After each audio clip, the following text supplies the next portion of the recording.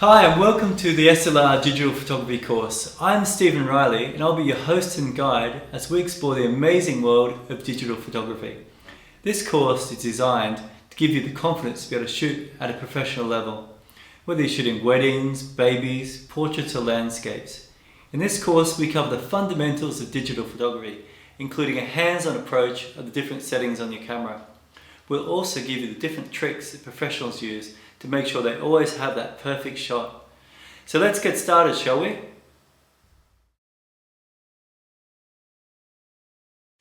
Firstly, I'd like to outline what are the fundamentals that make up a great shot. You'll be able to follow through with me in the course as we explain how you can achieve each one of these fundamentals and in turn improve your photos dramatically. Note carefully, professional photographers always make a lot of mistakes, even the most celebrated photographers. You only get to see these amazing shots in their portfolio, but be sure there are loads of mistakes to get that perfect shot. If you aren't making mistakes, then you're not pushing yourself. So push yourself with your shots. It doesn't matter if it turns out bad, just delete it. A great shot is made up of 50% composition and 50% knowledge on how to use a camera, and on some occasions, a good stroke of luck. The following advice will help you improve your percentage of usable shots. Instead of getting 2 to 3 good ones out of 30 to 40 shots, you'll be looking at 50% or higher strike rate. Firstly, avoid camera shake. This is the single biggest problem in getting quality shots and it cannot be fixed afterwards in a photo editing program. Secondly, learn to compose your picture properly using rules like the rule of thirds and isolating the subject to make it clear. Even in a landscape scene, a good photographer draws our eye into a specific part of the photo. Also learn to introduce structure through your shots through using leading lines and depth of field. Learn to expose your picture properly. We'll teach you the tricks of the pros using exposure compensation and exposure bracketing to avoid under or overexposed photos. It's like a professional's ace in a poker match. You've got to learn to frame your picture properly. Would it look better as a horizontal or vertical shot? Did I fill up the frame with the subject? You've got to get in close and fill up the frame. Also, check that unwanted items are not in the shot. Could it be improved by cropping? Try to shoot with a tripod or monopod where possible. You've got to learn to use focus lock and always use the highest resolution and highest quality settings. Remember, we don't pay to process our shots and buying an extra memory card won't break the bank. It seems like a lot of things to think about before you press the button, but these things will quickly become second nature to you. If you stick to these fundamentals, you'll be able to deliver great photos in a range of difficult situations.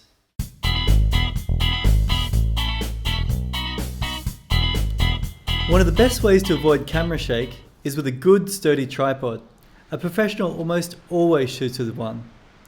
If you're shooting sports, a good choice to reduce camera shake is with a monopod. It's easy to pan on moving subjects and it's light and portable. A good tool for travellers is the GorillaPod. It's excellent for holding your camera in creative angles and molds onto just about anything. I even use my GorillaPod for holding my off-camera flash. Next step is to try to remove yourself away from the camera with a shutter release. It's a simple, affordable solution. The release attaches onto the side of your camera. You can upgrade to a shutter release and timer combined, and you can use this for time-lapse photography. They are a little bit more expensive. The only problem with these is that you're still connected to the camera, so there is a chance of camera shake. So instead, you can use a remote control. You are completely removed from the camera, which guarantees a steady shot. If all else fails, you can use the timer on the back of your camera. You just set it, step backwards, and the shot is taken without camera shake. Another way to reduce camera shake is with one of these, a simple beanbag. You place it on the surface, you get your camera and you mold it through into the beans and you can get some great angles here and it's there, rock solid. So there you go, look at the angles you can get here from this.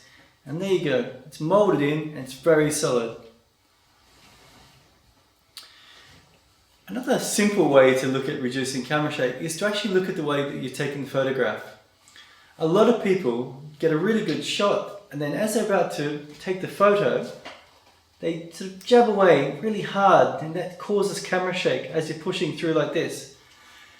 A simple way to reduce that is to control your breathing.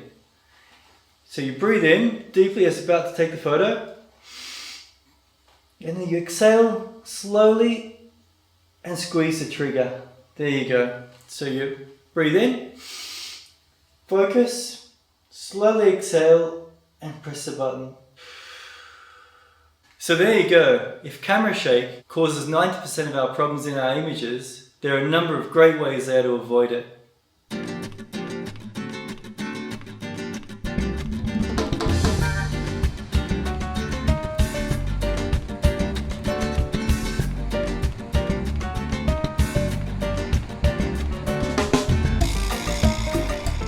Holding your camera properly is one of the easiest ways to reduce camera shake, and many people seem to get it wrong. It's just quite simple. You get your strap, wrap it around twice like this, which gives you a grip through here. Place a hand here, make yourself almost like a human tripod, where you've got one section here, another section of the tripod here. Bring your arms in, place your hand underneath your lens, breathe in. As you're exhaling, take the shot.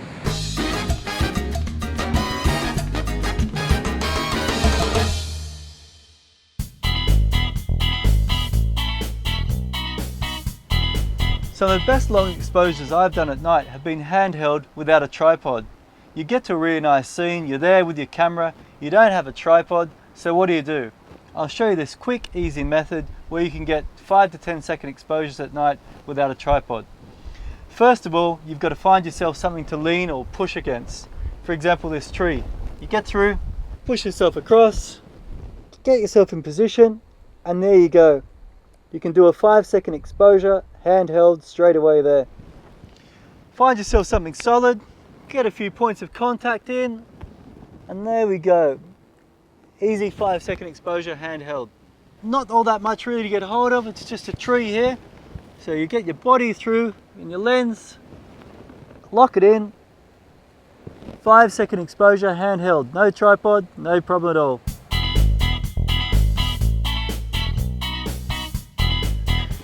A good general rule to avoid camera shake is to shoot at a speed higher than your camera lens.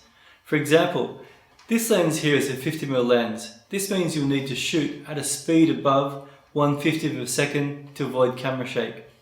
The longer the lens, the more it magnifies camera shake. Here with this 30mm lens, I could get away with shooting above 1/30th of a second.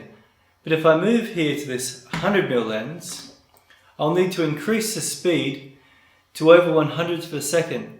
So remember, always shoot above the speed of the lens that you're shooting with.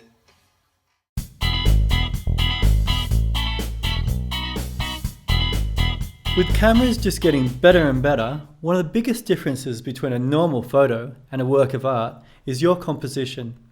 One of the first rules to learn is the rule of thirds.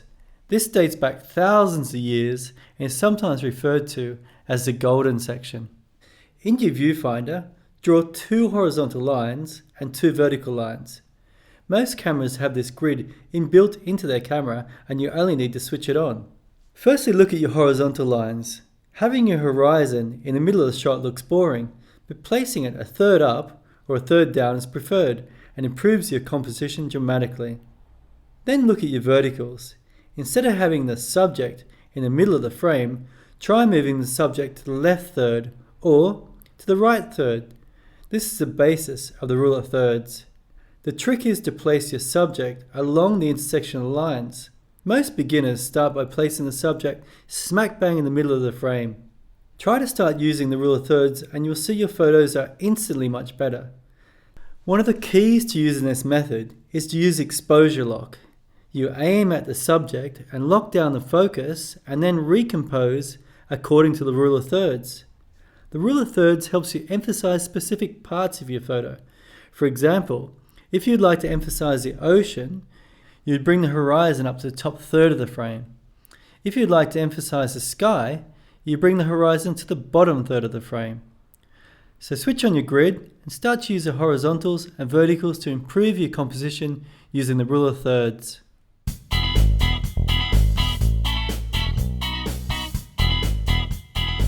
Leading lines are a simple but dramatic way to make a difference in the composition of your images. You can use them to create a depth of field and lead the viewer to focus in on a subject. Leading lines can be found everywhere, man-made and in nature, so always keep a lookout for them.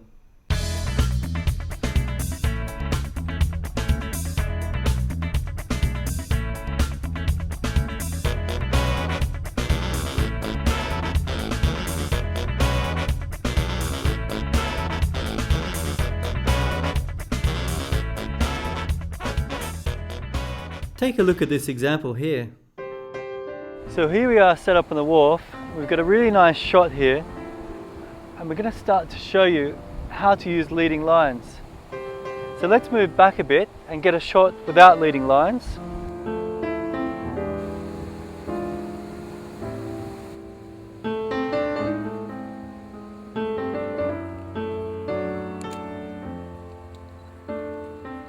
One of the best tools you can use is actually your feet. So if you step back, change your angle of your camera through a little bit and start to pick up the lines which direct our eye directly through to the model, and looks really good that way.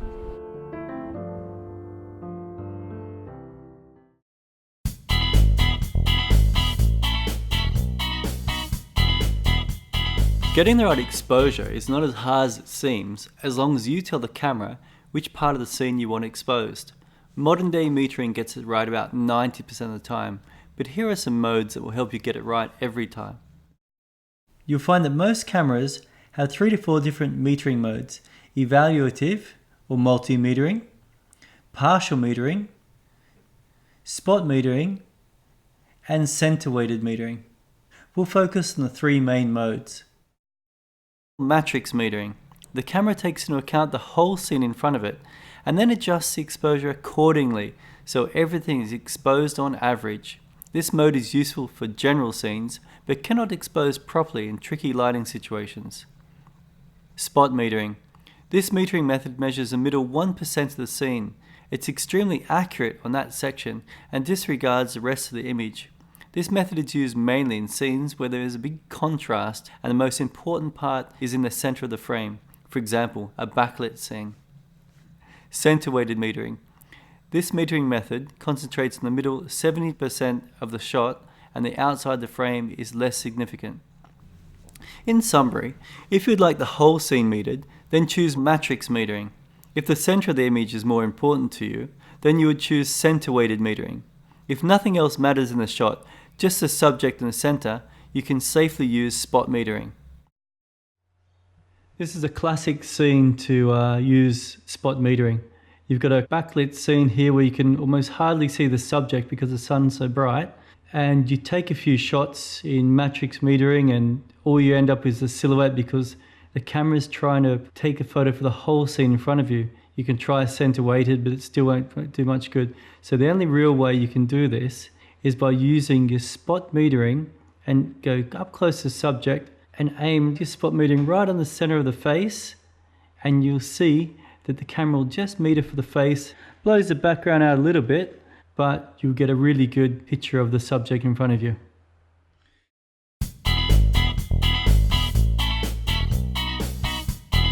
In certain lighting conditions, your camera can get confused and give you the wrong exposure. This is where the exposure compensation comes in handy. You can use it to increase or decrease your exposure by one full stop to achieve a properly exposed photo. Here's an example of it in action. When you've got a brightly lit scene outside and the inside has got a different exposure level, you can start to use your exposure compensation. So to do this is we take a shot through here. We see the outside's brightly lit, but we can't really make out the features of the model's face. So we start to just bring up our exposure compensation there. I've moved up half a stop here, and we start to see the features of the face starting to come out. And so we move through again, another full stop. Start to see the back blowing out, but the model's face coming brightly lit. So I'll just push it a little bit more. And you see there that we're really starting to blow it out through our exposure compensation. So we'll just move it back a little bit. There we go. All the features are coming through the model. So you can use this to bring up the level of the subject through our exposure compensation. So remember, When your subject is overexposed or underexposed, you can simply use exposure compensation for a great shot.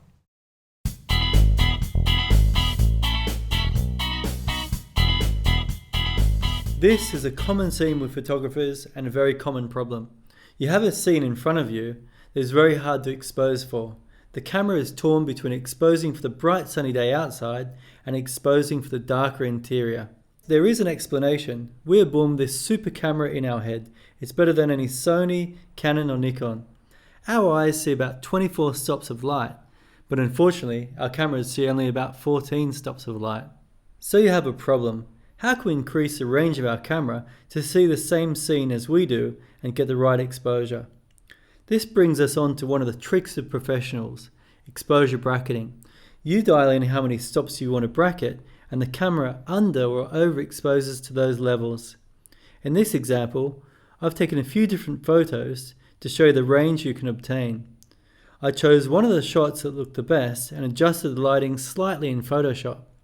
If I had really wanted to, I could have used a process called HDR and I could have joined two exposures together. Luckily my exposure was good enough to use.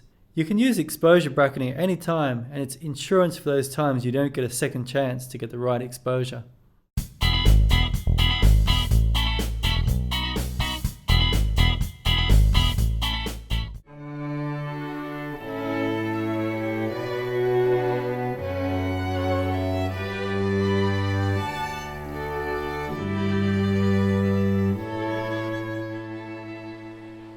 Getting the right exposure is up to you and what you want to be doing with your exposures creatively. Here I'm going to be shooting a couple of different exposures using a wide aperture and a small aperture. When you use a wide aperture and you have it completely open, your depth of field is almost razor thin. Just behind her starts to blur out. So we'll take a shot here and we start to blur out the background. But as we start to change it through, and I'll move it up to around about f4, you see the background start to come into focus. So I'll move it up a little bit more here. So we got f8, and we can start to see the trees and the scene behind the model starting to come into focus. So I'll just move through a little bit higher again. So there we are, f11, and you can start to see the trees really coming into focus here, and we'll move all the way down to f16. Now it's f16 and 1/20th of a second, so we'll probably get a bit of movement in this shot. So if you're seeing that shot, everything's in focus at f16, but at f1.4, the model's in focus, but the background's completely out of focus.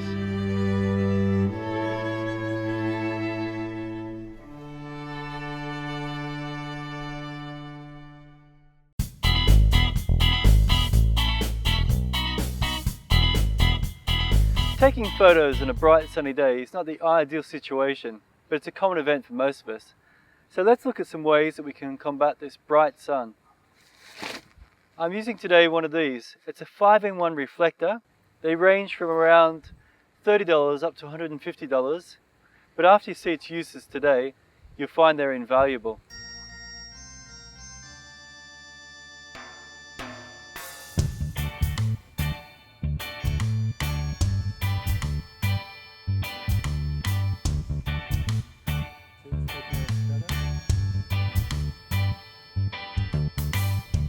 These are great, these reflectors. They're cheap as opposed to a flash or anything like that. There's nothing in them to break. There's no mechanical faults or anything like that. It's just a simple reflector. You don't need to color correct after you've been using a reflector as well, because you're reflecting the ambient light in the photo, where usually you need to use gels to color correct flashes. There are a couple of disadvantages as well though. Unfortunately, you're either going to need an assistant to hold the reflector, or you need one of these. This is a special clamp which holds the reflector for you. The only problem with these is when it gets a bit windy, they tend to sort of knock over unless you've got a few sandbags on them. But besides that, this is a great investment. I'm starting out here with using the diffuser part of the reflector kit to diffuse the sun. You need to get that diffuser between the sun and your subject. What you are doing is modifying the light from a small harsh light to a big diffuse light. It fills the subject with a nice even light. Next we used a gold reflector. The gold reflector added a warm feel to the model. We changed the angles of the reflector to fill in the shadows. You can vary the intensity of the fill by moving it further away from the subject. It really gives you that afternoon sunset feel. As you change to the silver, you increase your highlights and the contrast of the shot. Here we used a white reflector. The white reflector is a great way to fill in the shadows in the face, and it doesn't have that high contrast the silver reflector gives you. Sometimes changing a reflector is like an IQ test, and I have failed badly. Thank God I've got my assistants.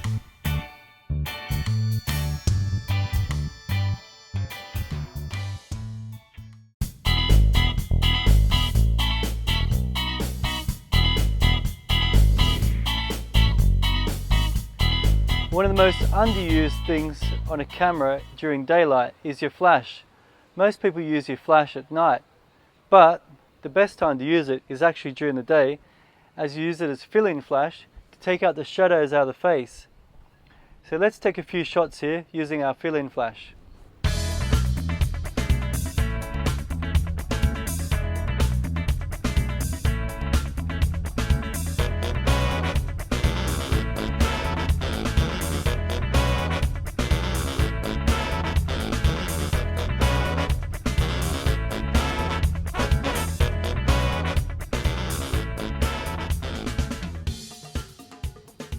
You can also vary the intensity of your fill-in flash by using your flash exposure compensation.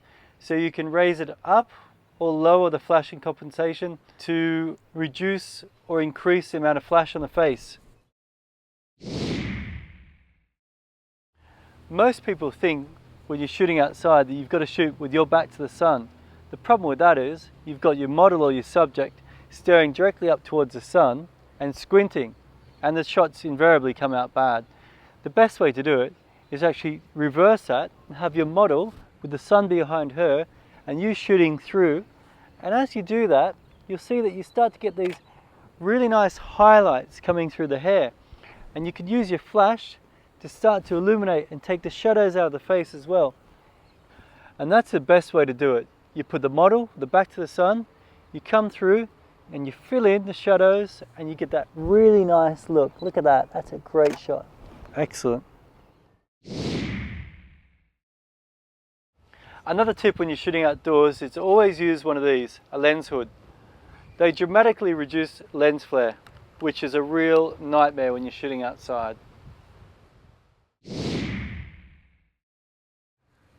An alternative to shooting out in the bright sun is to simply move into the shade. We've moved under the shade of this tree, and as you look in the shade you'll find that there's a sweet spot in the shade.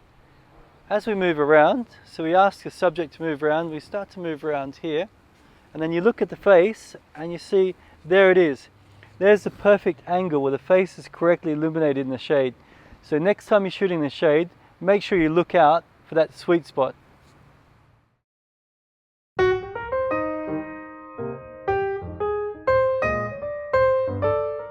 One common mistake an amateur makes is that when it's cloudy, they tend to put the camera away and wait for a bright sunny day. It's very difficult to achieve good shots shooting portraits in bright sunlight. The sun is a harsh light that brings out many shadows and isn't usually kind to faces. In a portrait studio, the lights they use are very soft, diffused lights. A cloudy day is perfect for portraits. The clouds form a natural diffuser and give you a beautiful, soft light for portraits.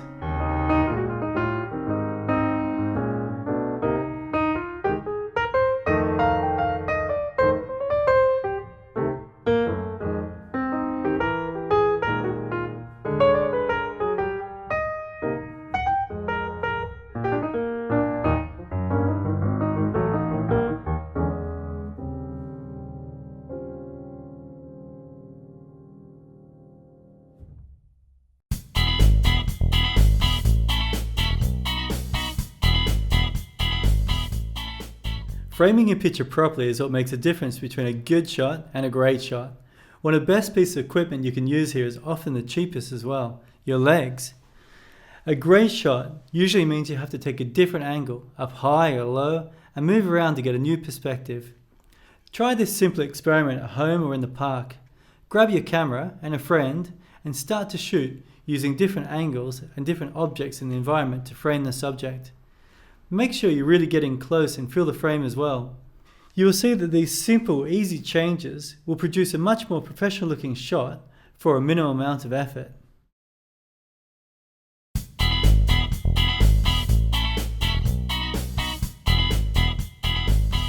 Making sure your photo is clear of unwanted objects is a must. There are two ways to do it, either when you are taking the shot or doing it in post-production in a program like Photoshop.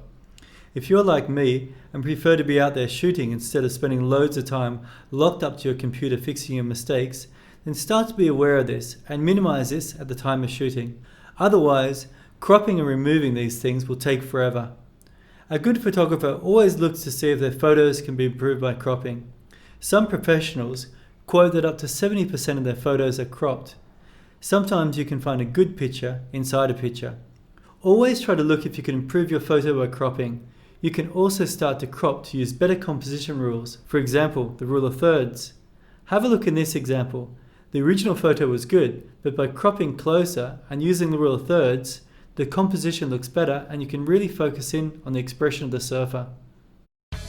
Another important process to improve your photos is to make sure your horizontals and verticals are straight. Nothing looks worse than a great shot spoiled by a bad angle. Sometimes it's tough at the time of shooting to get the picture perfect. You could be shooting at night or not have enough time to set up the shot properly. Always be aware of this and crop afterwards to get this right.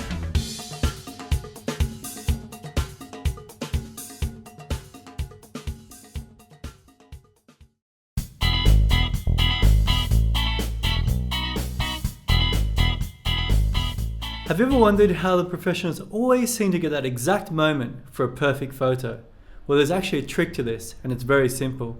It's called continuous shooting. Every modern SLR camera has this, and it's called either continuous shooting or burst mode.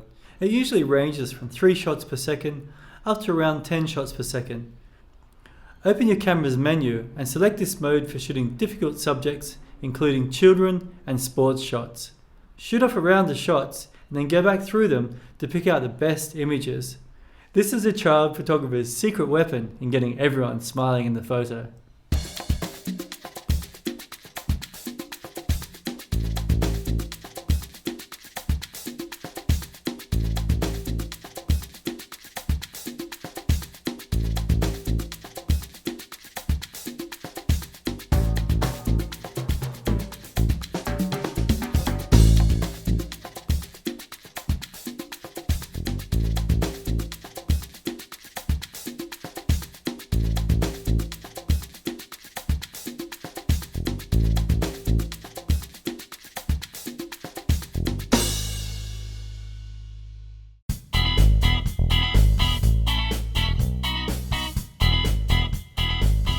Focus lock is a simple yet powerful way to compose your photo. You've got a subject smack bang into the middle of the frame, but you want to move across to use composition rules like the rule of thirds. So what do? You come through here, focus in on the subject, then once you've got your subject focused properly, hold your focus here locked, you move across to start to use proper composition rules. It's a simple yet effective way to use your camera.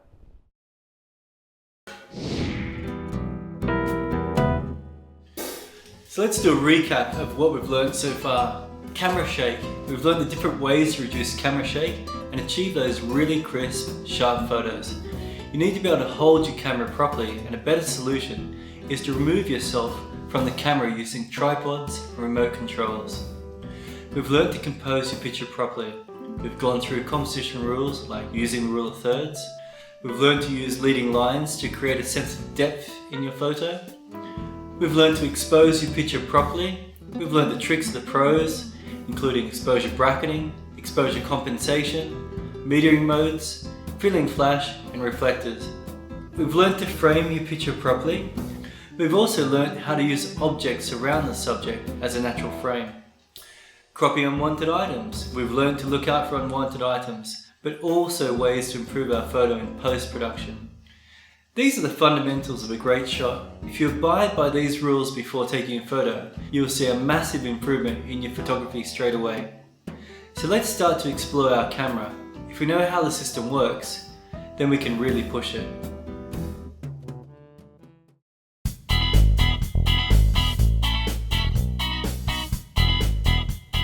Camera modes are like your gears in a car. You wouldn't know how to drive if you didn't know how to shift gears.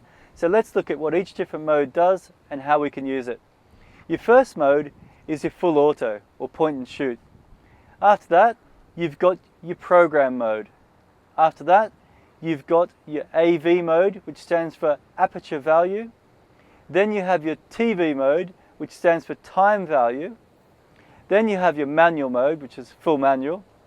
And last but not least is your B mode, which stands for bulb mode.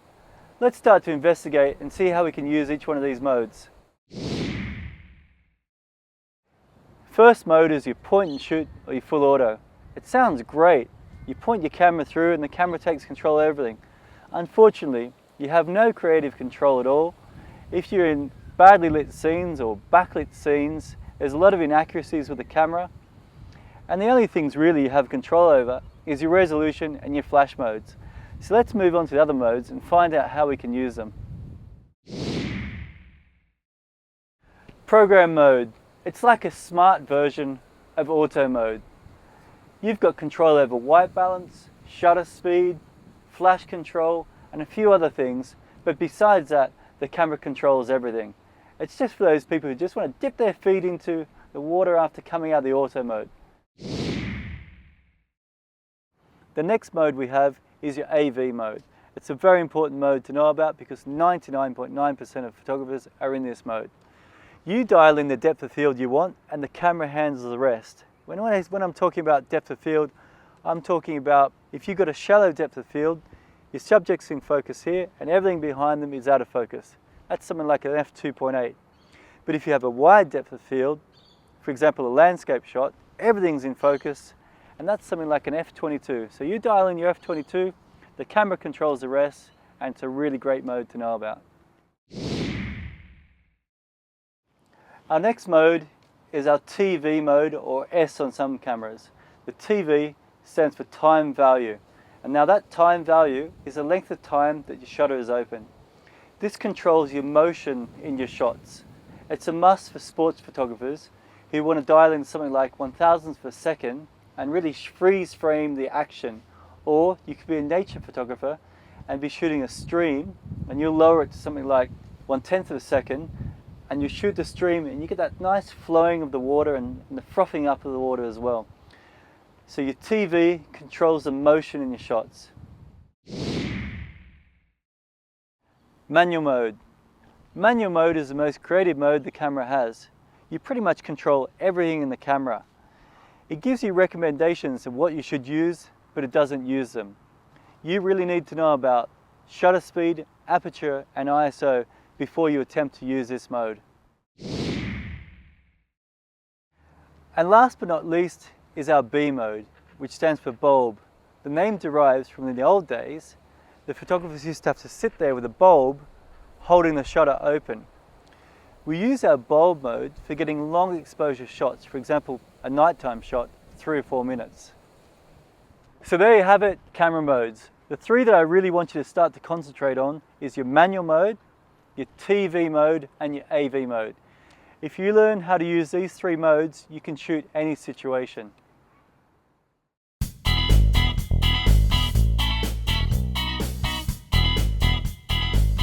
Now that we know about the program modes on our camera, it's time to learn about the actual part that collects our photographs, the sensor. In SLR photography, there are two types of sensors, full frame and small frame. An example of a full frame camera is the 5D or the 1D. The sensor takes the same size photo as a 35mm camera. A small frame camera has what is called a crop factor and crops your photos, usually by about 1.6. This can be a Canon 7D or a 550D. The advantages of a full frame camera is great for landscape photos as you see exactly what you're shooting. They also have a better depth of field for portraits. As the sensor is larger, they require less light to expose the photo and are superior in lower light. The small frame has a crop factor of 1.6 and it actually magnifies your shots. So when you're shooting with a 50mm lens, it will be the same as an 80mm lens.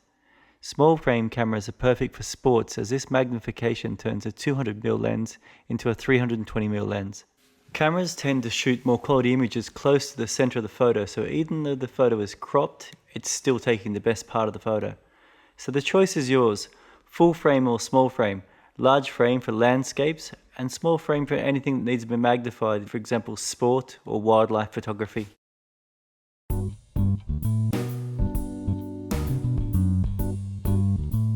ISO is basically a measure of the sensitivity of the camera's sensor. If you increase the ISO, you are amplifying the sensor and in turn increasing its ability to shoot in low light situations. The catch is, as you are amplifying the sensor, you are opening the door to a photographer's worst enemy, digital noise. It appears as a grainy pattern scattered across the photo and it's almost impossible to remove in post. Best uses for a high ISO are when you're shooting in low light conditions, when you're shooting sports where you want to increase the shutter speed, or anywhere that it's not permitted to use a flash, so you have to use the ambient lighting. Remember, always shoot on the lowest ISO that is possible to achieve the lowest noise in your image. This will improve your chances of getting the best photo.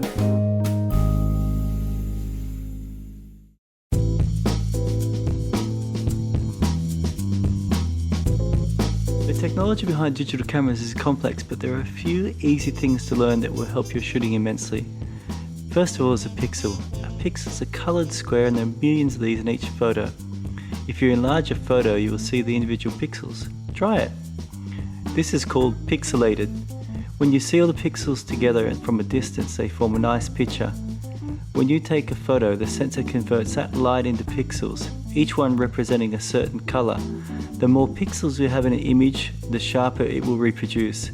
This refers back to one of the fundamental rules of photography. Always try to shoot on the best quality you can. Remember, we can always buy an extra memory card, but we cannot increase the resolution of a bad photo. Resolution is a thing that confuses many photographers, but it's actually quite simple. Image resolution refers to the number of pixels that are used to make a photo. That's it, simple. The higher resolution, the better the photos will look and the larger the pictures will be. On the downside, you get bigger image files, so it takes a lot of storage space and it takes a long time to download, and will make a web page very slow to download. Image resolution is stated as pixel dimension, meaning number of pixels wide by its height, or sometimes it's just stated as 12 megapixels.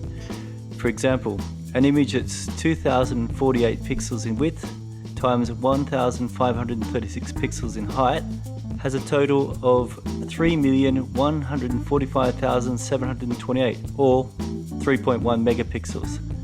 So basically, next time people are talking megapixels, you know exactly what it is. It's the height of the pixels times the size of the width.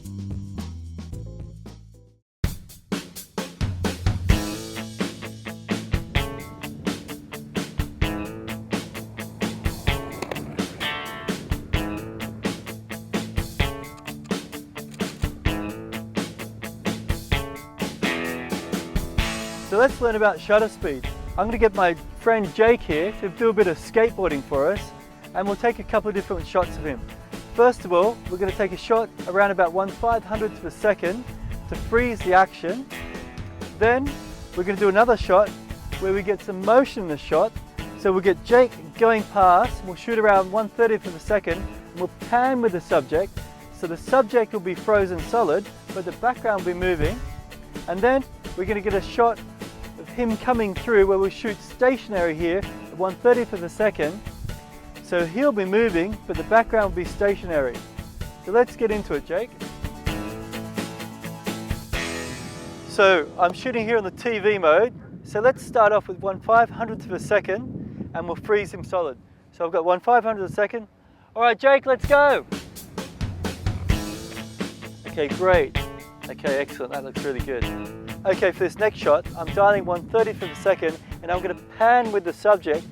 So So we'll get the subject looking reasonably stationary and the background blurred. So invoke motion in the background. Let's go, Jake!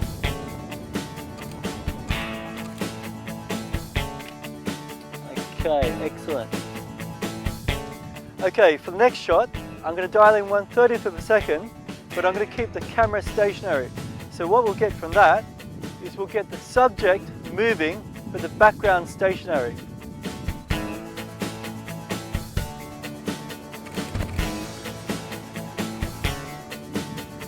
Okay, for this next one, I'm going to really push the envelope and I'm going to do it 1/20th of a second. So let's see how this one comes up. All right, Jake, let's go.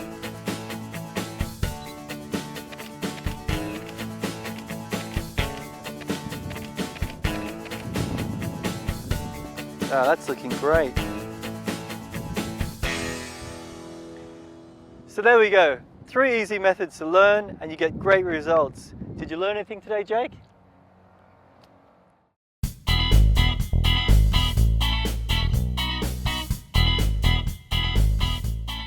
Once you have that perfect photo, then you need to store it. There are 3 main formats: JPEG, RAW, and TIFF files. Each one has its advantages and disadvantages. JPEG is the most common format people use. One of the biggest advantages is that it compresses image data, so you end up with a much smaller image file. It opens in PC and Mac, and it's instantly ready to use. The disadvantages are that JPEGs lose data each time they're saved, and the range of changes you can make in post is quite limited. Most professionals shoot in RAW. It's basically an unprocessed image, leaving you to process the image later in post. Advantages are RAW files have a much higher dynamic range than JPEGs and can be manipulated more easily, and the quality is much higher. Disadvantages are you need to process them before you can use them. The files are huge and many programs can't even open them. My advice is to shoot in both RAW and JPEG. You can have the best of both worlds. TIFF files are popular because they preserve 100% of the data when saved. Its disadvantage is that the files are huge. TIFF is usually used to enlarge and print photos. In summary, it's really a question of time. If you want an image ready, then go and shoot in JPEG. If you have the time to process the image, then shoot in RAW.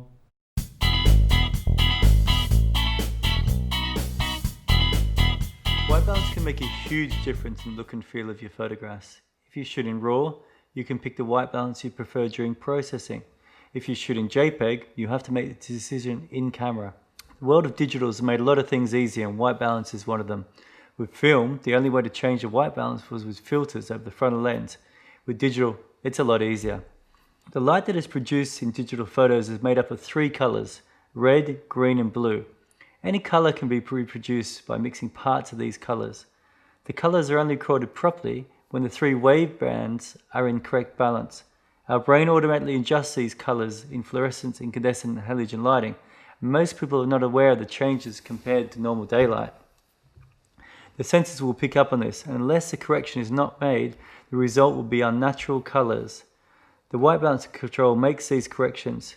The white balance is the amount of blue light to red light emitted by any light source. Green light is ignored as it is in the middle of the spectrum. This is why, when we adjust the white balance, we either add red or blue to the photo. Light is measured in degrees Kelvin. The higher the degrees Kelvin, the bluer the color. The lower the degrees Kelvin, the redder it is. A good way to remember this is to think of a flame. A normal flame is red, but as it gets hotter, it goes towards a hot blue flame. These temperatures move from cold, almost a blue color, to warm, a reddish color. We correct the white balance by adding the opposite color to it. If the photo is too warm, too much red in it, then the photo is cooled down by adding blue. If the photo is too blue, too cold, then we add red to it. Auto white balance will generally fix most lighting in the middle range, but once outside this range, you will need to add custom settings. One of the hardest things to understand in photography is that our brain has our own white balance, so whatever light source we see, it automatically adjusts. Photographers should always check their white balance at the beginning of each photo shoot. LCD screens are good for large differences, but because of the resolution is very low, it's difficult to fine-tune the white balance. If the white balance is not too far out, an image editing program can correct the imbalance. Shooting in RAW mode will not add any white balance to your photo, and it can be added later with the image editing program. You can adjust the white balance in a number of different ways. You can use auto white balance, which sets a white balance for you. You can dial it in from the presets, sunny, cloudy, etc. You can input an actual number in degrees Kelvin, or you can add a custom white balance by setting the white balance with a card. The presets are usually very accurate and worth to get the right colors. You can also use these presets to add different colors to your shots. You can warm your photo by adding some red tones to a normal scene, or cooling another scene by adding blue to it. Setting your own white balance is relatively simple as long as you have the proper card. Many people try to set their white balance using sheets of paper that are not a true white and not getting a true white balance. There is a debate between using a grey card or white card. You can use either. The camera just needs an average value and either will give you that. Some people favor the grey card as the white card can be blown out in the sunlit situations. The white card works better in low light situations. The most important thing is that it's a true white or a true 18% grey. Even if you're shooting raw photos, it's good to take a white balance so you can use this later in post-production. You can just use your eyedropper and Photoshop will correct all the photos for you using your white balance.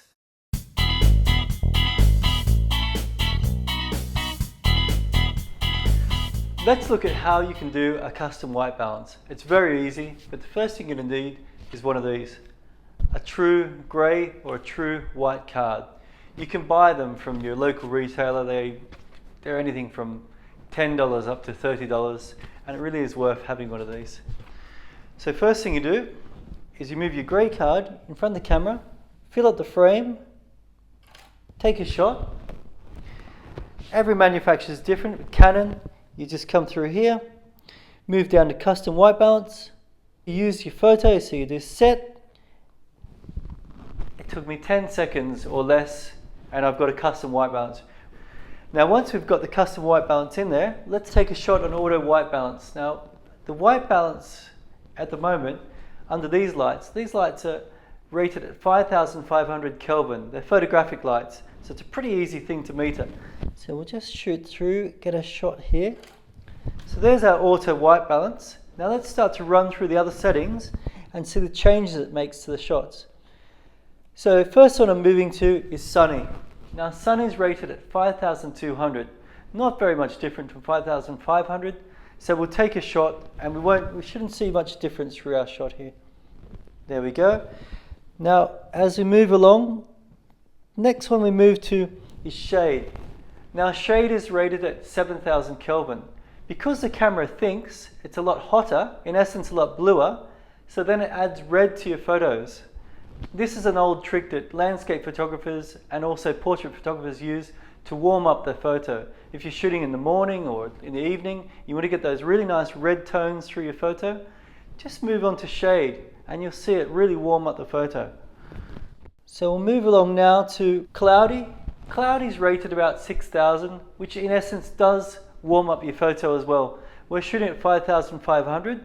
Because it's 6,000, it's above, it's going to think it's hotter, so it still adds some red into it. So you can use your cloudy to warm up your photos as well.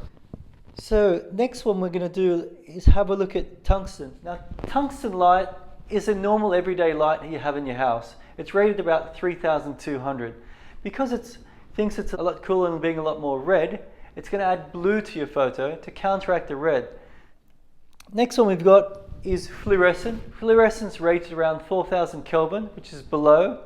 So it's going to think it's quite red, so it'll still add blue. Not as much as the one before, as the tungsten, but it'll still be quite blue. Now flash is rated around 5,500 anyway, so it's going to be pretty much the same as the others. So let's just take a shot out of interest. It looks a little bit redder there, so it may be rated a little bit above 5,500. Now we've moved on to our custom white balance. This is the original white balance we've done with our grey card, so this should be perfect, spot on. So let's take a shot there. Okay, excellent. Now we'll move on to our Kelvin. Now with the Kelvin, you can dial in the Kelvin level yourself.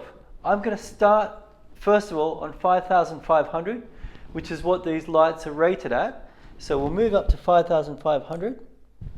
So that's a shot around 5,500. We'll have a look at that, see how it goes. Now I'm going to move the Kelvin to the highest level we can, around about 10,000. Now because it's so high, the camera will think it's a really sort of hot shot, really blue, so it's going to add a lot of red to the photo. Now I'm going to move the Kelvin down to the lowest level we can, so we'll just move that through. At 2,500, the camera thinks it's really warm, meaning red, so it starts to add a lot of blue to it to try and counteract that red to get it to your white level. So there you have it. There's many different ways you can change your white balance easily on your camera.